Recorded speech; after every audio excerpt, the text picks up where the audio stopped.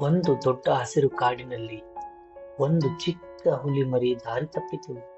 ಅದು ತನ್ನ ಅಮ್ಮನನ್ನು ಹುಡುಕುತ್ತಾ ಕಾಡಿನೊಳಗೆ ಅಲಿದಾಡುತ್ತಿತ್ತು.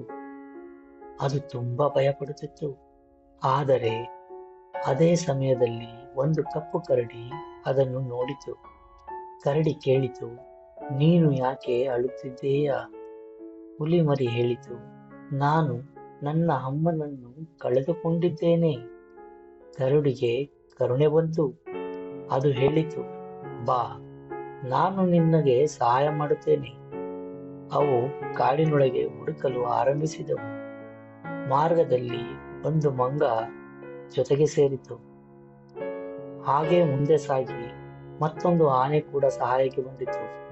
ಎಲ್ಲಾ ಪ್ರಾಣಿಗಳು ಸೇರಿ ಹುಲಿಯ ಮರಿಯ ಅಮ್ಮನನ್ನು ಹುಡುಕತೊಡಗಿದವು. ಕೊನೆಗೆ ಒಂದು ಗುಹೆಯ ಬಳಿ ದೊಡ್ಡ ಹುಲಿ ಕಂಡಿತು.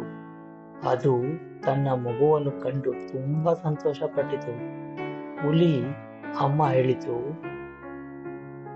ನನ್ನ ಮಗುವಿಗೆ ಸಹಾಯ ಮಾಡಿದ್ದಕ್ಕಾಗಿ ಧನ್ಯವಾದಗಳು.